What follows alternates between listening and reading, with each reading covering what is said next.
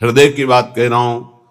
आज हाथ जोड़ के प्यार से, शासन से, हर तरह से आपको भगवान प्रेरित करके निकाल रहे हैं। इस दलदल से निकल चलो।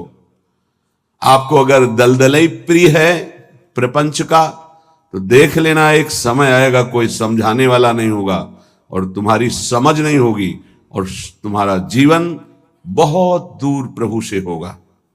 विश्वास करो हमारी बात को। अभी अवसर है, निकल चलो। अभी तुम्हें हरि गुरु की बातें अच्छी नहीं लगती, अभी तुम्हें हरि गुरु का प्यार नहीं समझ में आ रहा, तुम्हें ऐसा लगता है कोई हमारे शरीर का प्यार करे तो वो हमारा प्यारा, इंद्रियों का दुलार करे सो हमारा प्यारा, हमारे मन के अनुकूल चलने वाला मिले, तो सच्ची मानिए सारी बातें हरि से पूर्ण होती हैं। अगर कोई तुम्हें प्यार करता है, हाँ, तो नाटक करता है प्यार का, वो तुम्हारा शोषण करना चाहता है इसलिए प्यार करता है। कौन ऐसा हृदय वाला है जो अपने को न्यौछावर करके तुम्हें प्यार करे? वो केवल हरि, और हरि गुणगान में मस्त भगवत अनुरागी, दूसरा नहीं। तुम तुम्हार सेवक असुरारी, स्वार्थ रहित जग जुग उपकारी। ये समझ में नहीं आता। प्यार का मतलब समझा जाता है, वासनाओं का खेल हो तो प्यार, मनोरंजन हो तो प्यार। हरे मन का भंजन करके, वासना का नाश करके उपासना में प्रतिष्ठित हो जाना, इसे प्यार कहते हैं। जो अविनाशी प्रकृति से भोग कर सुखी होना चाहता है, कभी नहीं हो सकता है। शब्द याद कर लो।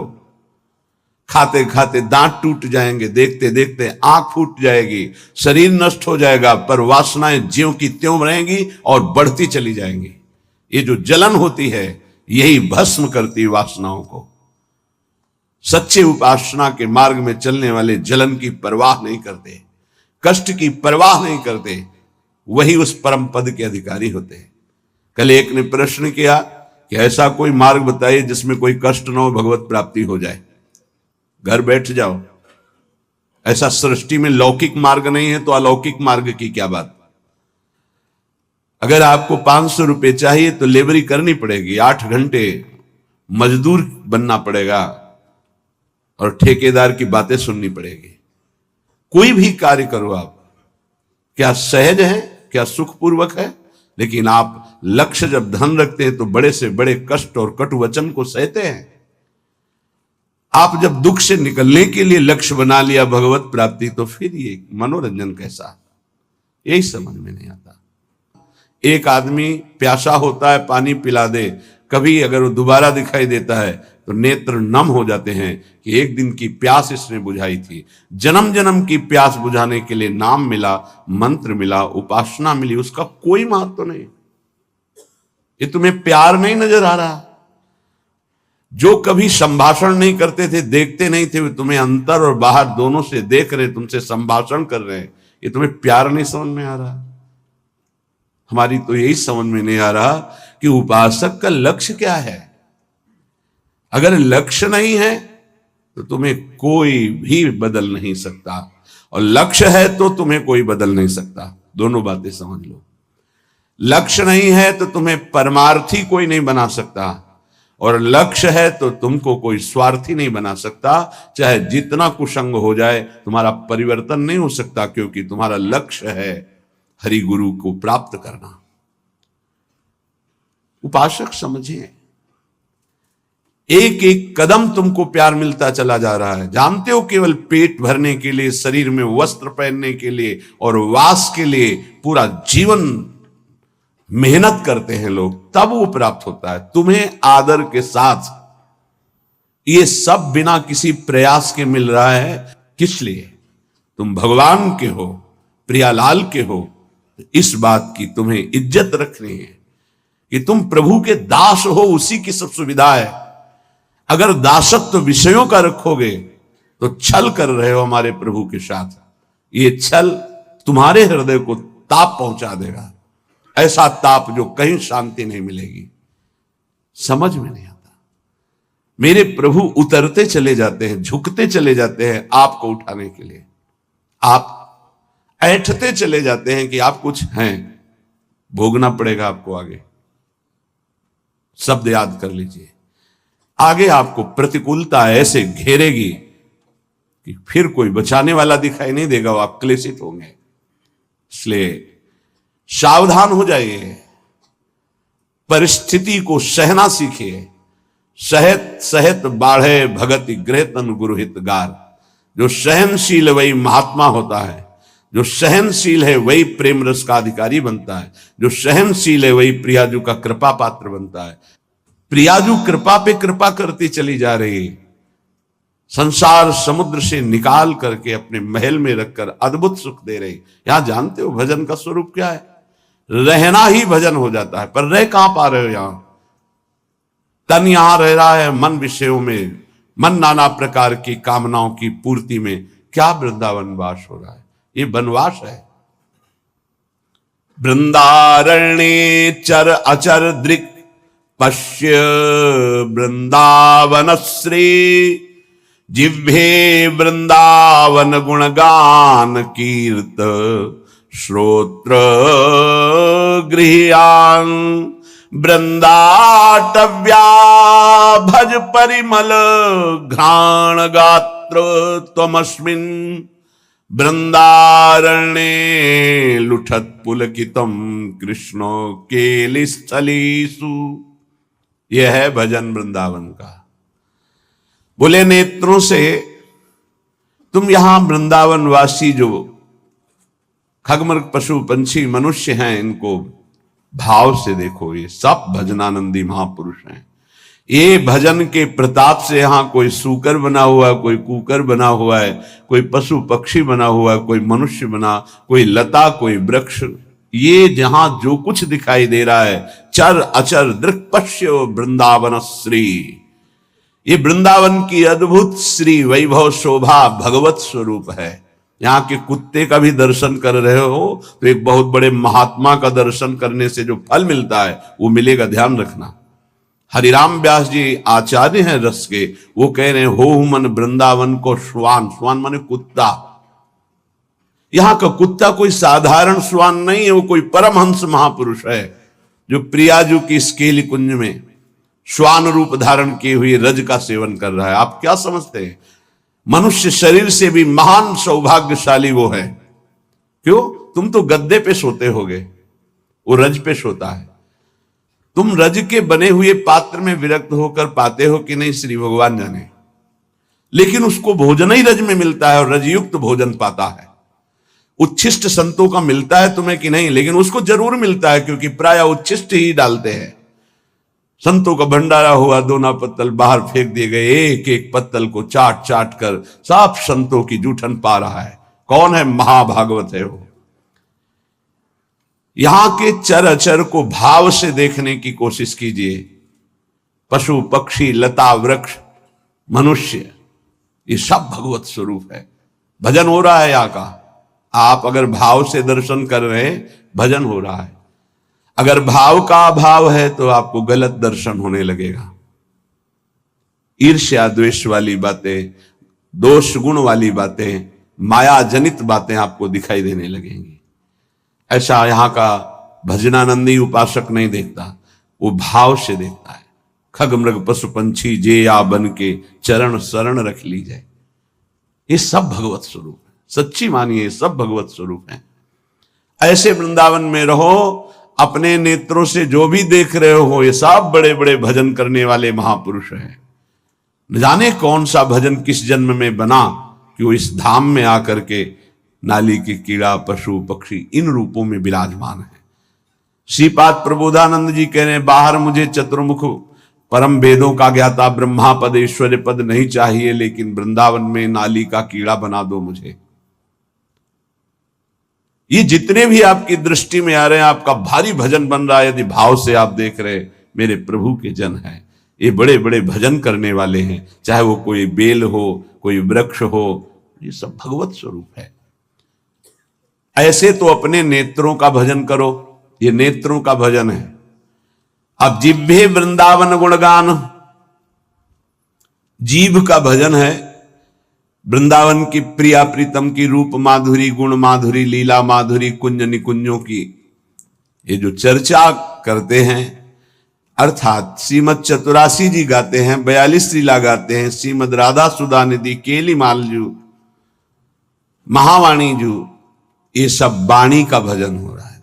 दिव्य भजन, वाणी की सार्थकता हो रही, नाम कीर्तन करते हैं, राधा राधा राधा, वृंदावन वृंदावन वृंदावन, जिह्वे वृंदावन गुणगान, जीव का भजन हो रहा है, खूब गुणगान कर रहे हैं प्रिया प्रीतम का। कीर्तय श्रोत, श्रवणेन्द्री का भजन हो रहा है, खूब नाम कीर्तन सुन रहे हैं, बड़ा सुख मिलता है। जब यहां सब उपासक जन जोर से गाते हैं, आवाज पहुंचती, हृदय नाच उठता है। अहो भाग्य, अहो भाग्य, कीर्तन करने वाले और सुनने वाले दोनों का। नाम संकीर्तनम यस्य सर्व पाप प्रणाशनम, सारे पापों का नाश हो रहा है जब उच्च स्वर से प्रभु के नाम का कीर्तन कर रहे हैं। कीर्तन श्रोत्र, श्रवणेन्द्री से सुनने मात्र से प्रिया प्रीतम का प्रेम प्राप्त, ये बड़ी सामर्थ्य है कीर्तन में, गुण कीर्तन में जो पद गायन होता है। श्रवण सुनत प्रापक रति राधा पद अम्बुज सुकुमार। आप बैठे यहां सभा में और गुण कीर्तन हो रहा तो कृपा की वर्षा हो रही, आप भींज जाओगे। रासमंडल में महाप्रभु हरिवंश चंद्रजू के प्राकट्य उत्सव का 1 महीने पद गायन होता है। हमारी एकांतिक रुचि संन्यास वृत्ति के कारण प्रारंभ में सदगुरुदेव भगवान ने कहा कि आप सभा में क्यों नहीं जाते, तो उनका रुचि नहीं, एकांतिक रुचि रही, अकेला रहना शांत ऐसे।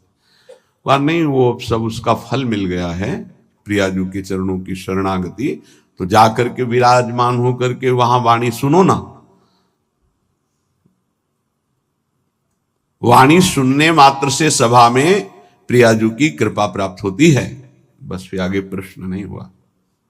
गुरुदेव के वचन है, अगर सभा है, ऐसे वाणी गायन हो रहा है, आप बैठे हैं, कुछ समझ में नहीं आ रहा, फिर भी आप निष्पाप हो रहे हैं, प्रियालाल के कृपा पात्र बन रहे हैं, ये बात समझनी चाहिए। कीर्तय श्रोत्र,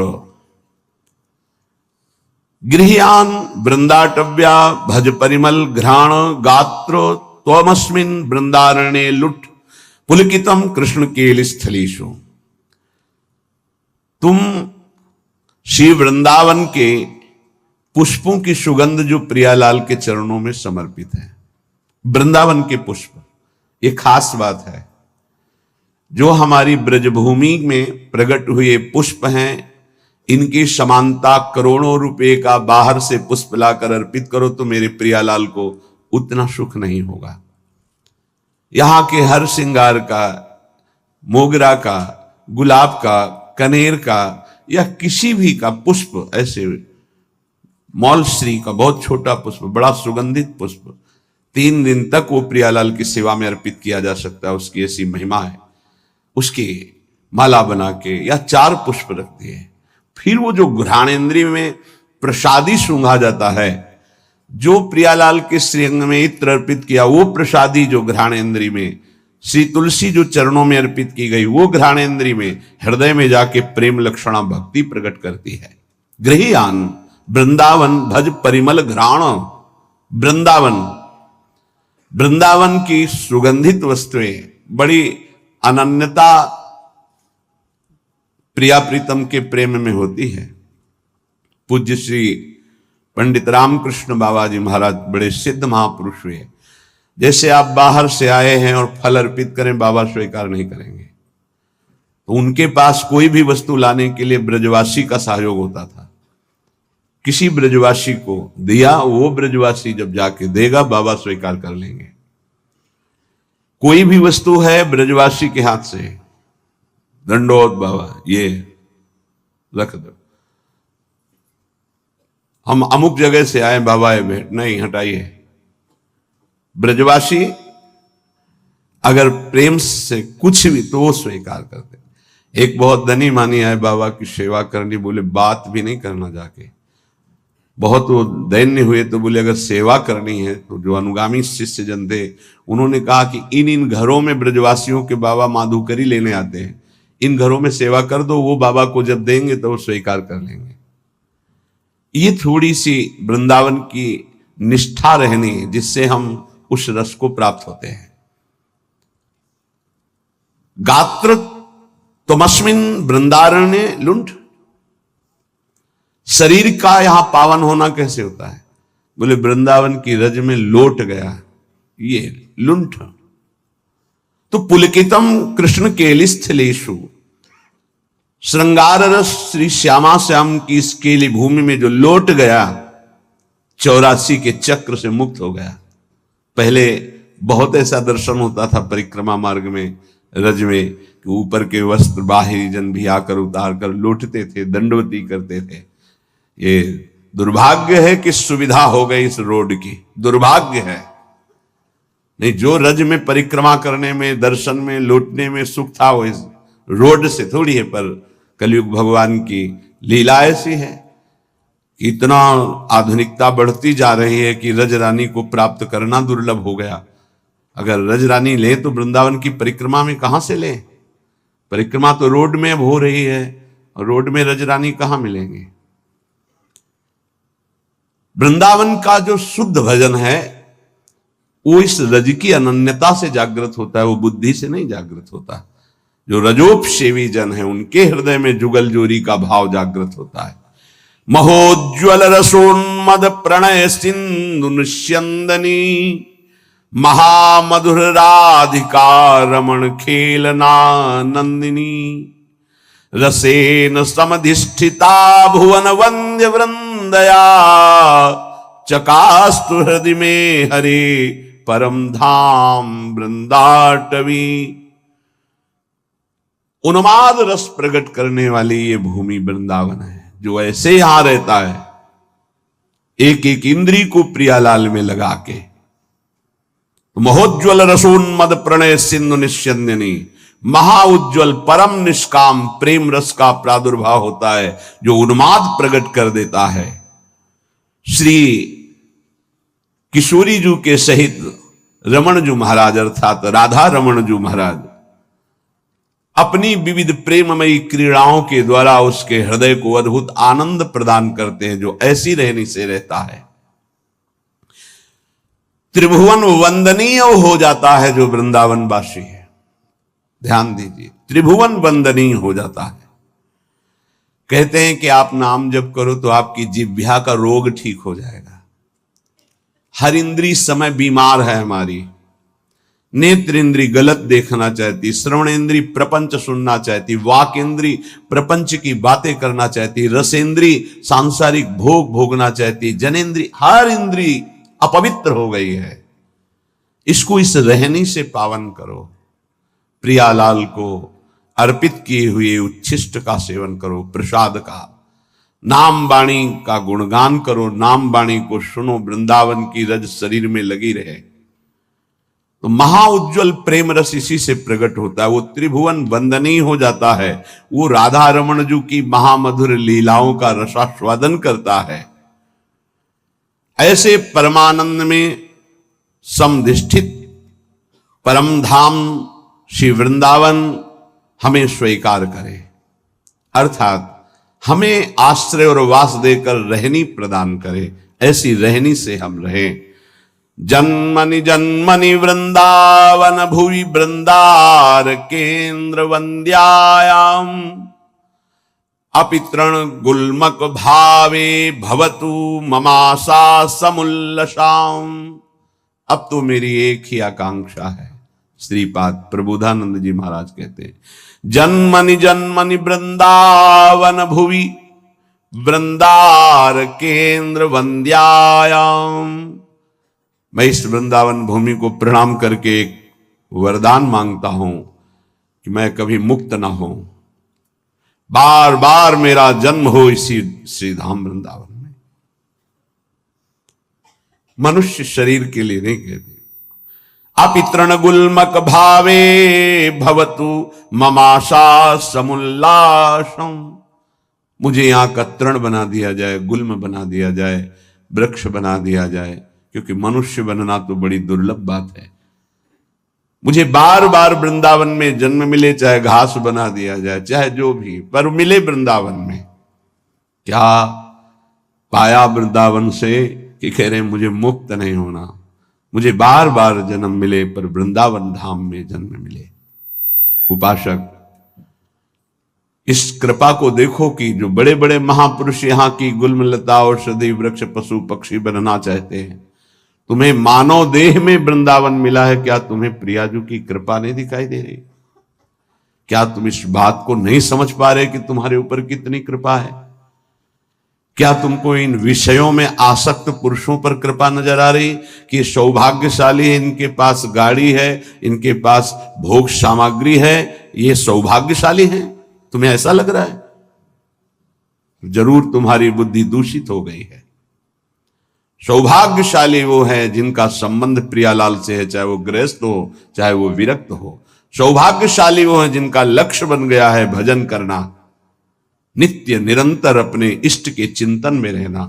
कैसा दुर्भाग्य है कि हम अपने प्यारे को छोड़कर संसार की कोई वस्तु, व्यक्ति, स्थान का प्यार चाहते हैं। कैसे धिक्कार है बुद्धि को, कैसे समझाएं? अरे बहुत थोड़ा समय है, अभी तो तुम इंद्रियों के भोग विलासिता की चाह कर रहे हो। अभी भयंकर रोग कोई प्रकट होने वाला है, तुम नहीं समझते हो। फिर क्या करोगे? फिर रोग निवृत्ति के लिए रोगे। कर्म कभी डंडा लेके किसी को नहीं मारता, ध्यान रखना। कर्म घटना बनता है, कर्म परिस्थिति बनता है, कर्म भयानक रोग बनता है, कर्म बुद्धि को भ्रष्ट करता है, कर्म डिप्रेशन बनता है, कर्म नाना प्रकार की कुचिंताएं ये बनता है। आप समझो, बुरी दशा आने के पहले बुद्धि बदली जाती है, बुद्धि को भ्रष्ट किया जाता है, बुद्धि को गिराया जाता है। गुरु कृपा पात्र, हरि कृपा पात्र, और बुद्धि को छोड़ दे विषयों की तरफ, ये तो बहुत बड़ी हानि का विषय है। सावधान, इस जन्म को मत बर्बाद करो, बहुत कृपा हो गई। कुछ देखी देखा बाबा जी बन जाता है, देखी देखा है। इसका बाढ़ा जोग, छीजी काया बाढ़ा रोग, सधुवई भाषा। एक ने देखा बाबा जी को तो बड़ा सुख है, उनको क्या पता सच्चे मार्ग के पथिक को जितनी मेहनत है विश्व में कोई इसी को इतनी मेहनत है ही नहीं। सच्चाई से समझ लीजिए, कम से कम 5 बजे तक तो सोते ही हैं लोग, वैसे तो 9-10 भी बज जाते हैं। तुम मेहनत करते हो, क्या मेहनत करते हो तुम? बाहरी शरीर की, और रात रात भर जग करके, दिन भर जग कर अपने मन को मारकर चिदानंद तत्व में लगा रहे। अरे जिस अनंत ब्रह्मांडों के स्वामी को सोचने की भी तुम्हारी सामर्थ्य नहीं कि वो है, वो निरंतर उनके प्यार और दुलार में अपने आप की हर इच्छाओं को भस्म करके, हर परिस्थिति को सह करके आगे बढ़ रहे हैं। तुम्हें क्या पता? किसी भोग को लक्ष्य रख करके संत वेश होना या परमार्थ में चलना, किसी सुविधा को लेकर या किसी पद को लेकर, पक्का समझ लीजिए आपका हृदय जलेगा, आपका शरीर दुखी हो जाएगा, पक्का। यदि लक्ष्य है कि हर कष्ट सहकर श्यामा श्याम की प्राप्ति करेंगे, तो पक्का समझ लीजिए आपका हृदय शीतल हो जाएगा और आपको कोई भी विपत्ति, कष्ट, रोग स्पर्श नहीं कर पाएगा। आएगा, स्पर्श नहीं कर पाएगा। दुख देना तो अलग की बात रही। हरि तज होए विषय अनुरागी, वो अभागी है, आप अभागी नहीं हैं। भगवत मार्ग के पथिक इस बात को समझें कि हमारी इंद्रियां जो भोगों की मांग कर रही, उनका मांग पूरी हो जाना बड़े भाग्य की बात है। नहीं, ये अभागी का लक्षण है। हम मांगे और ना मिले और प्रभु के मार्ग में हमारी उन्नति हो, ये भाग्यशाली का लक्षण है। ये इंद्रियों की विलासता मन के साथ कितना भी आप कर लो, कभी पूरी होने वाली नहीं। जब तक आप अपने देह को स्त्री या पुरुष मानते हैं, इंद्रियों को, मन को अपना मानते हैं, भोगों को सुख मानते हैं, तो आप कुछ नहीं हैं। विश्वास कीजिए, कब तक हरि गुरु तुम्हारी इन इंद्रियों को तृप्त करने के लिए मनमानी खिलौने देते रहेंगे। हर तुम्हारी सोच को काल नष्ट कर देगा। इस सोच को यदि अविनाशी बना लोगे तो तुम अविनाशी हो, तुम अविनाशी परम पद के अधिकारी हो जाओगे। बहुत सावधान। श्रीधाम वृंदावन का आश्रय और वास मिलने पर यदि आपको सौभाग्य नहीं लग रहा, भगवत मार्ग में चलने पर आपकी रुचि नहीं बन रही, आपको संसार प्रिय लग रहा है, तो आप सोच लीजिए कि आपकी दुर्दशा कितनी बड़ी है और आगे क्या होगी। आज समझाने के लिए हरि गुरु तुम्हें प्रयासरत है। जब बच्चा खिलौने के लिए हठ ही कर लेता है, नहीं मुझे चाहिए ही, तो वही पैसा खर्च करके पिता खिलौना दे देता है। लेकिन अगर खिलौनों का हठ न करता तो गोद में बैठा लेता। कब तक खेलते रहोगे इन खिलौनों से? ना ये खिलौने रहेंगे, ना खेलने वाला तुम्हारा शरीर रहेगा। इसलिए सावधान।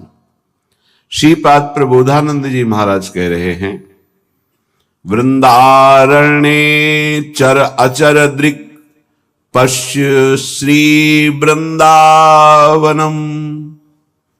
ये वृंदावन वासी को भजन के लिए कोई प्रयास नहीं करना पड़ता, स्वाभाविक भजन हो रहा है। पर आपकी महत्व बुद्धि नहीं है, महत्व बुद्धि भोगों में है, शरीर में है।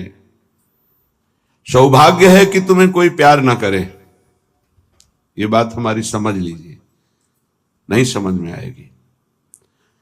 सौभाग्य है कि तुम्हें कोई प्यार ना करे, दुर्भाग्य है कि भगवान से विमुख कोई हमसे प्यार करे। धिक्कार है हमारे भाग्य को यदि प्रभु के सिवा कोई हमें प्यार करे। ये बात नहीं सबकी समझ में आएगी। प्राकृतिक देह को मैं मानने वाला यही चाहता है कि मुझे कोई प्यार करे। कौन प्यार करे? हरि गुरु से बढ़कर कोई अहेतुकी प्यार करने वाला होता है, और वो प्यार कर रहे हैं, तुम्हें प्यार समझ में नहीं आ रहा।